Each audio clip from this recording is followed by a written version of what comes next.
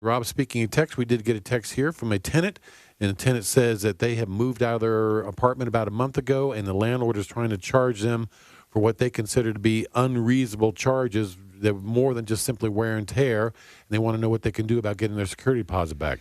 So the security deposits are governed by Florida Statute 8349, which is a very explicit set of procedural rules about who does what concerning security deposits. So when we talk about security deposits, in the first instance, we have to talk a little dryly about the procedure. So when you're a tenant and you move out, you want to make sure you leave a forwarding address, because these rules get all mucked up and don't work very well unless you first leave a forwarding address. You're going to want to do that.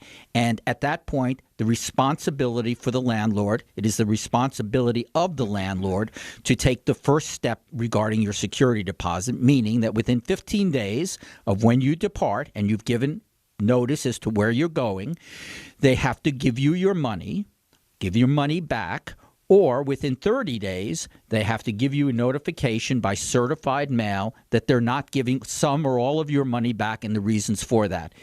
If the landlord fails to explicitly follow that law, to write that certified letter, just like it's written in the statute itself, send it certified within the time limits, the landlord waives his right to the security deposit. It's pretty important to know. So if you're a tenant, your job really isn't to be going, oh, why aren't you giving it back to me? Give it back to me. Give it back to me. No.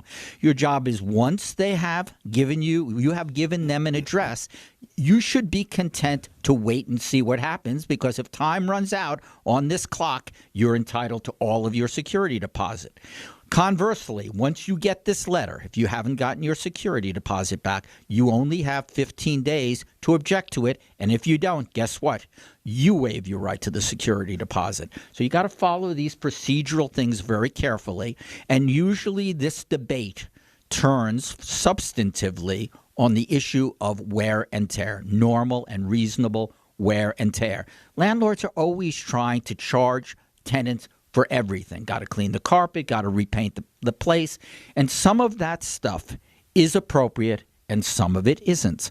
Things that if you're living in a place for 5 years and at the end of 5 years the place needs to be painted again because it got a little bit dirty, that's normal wear and tear.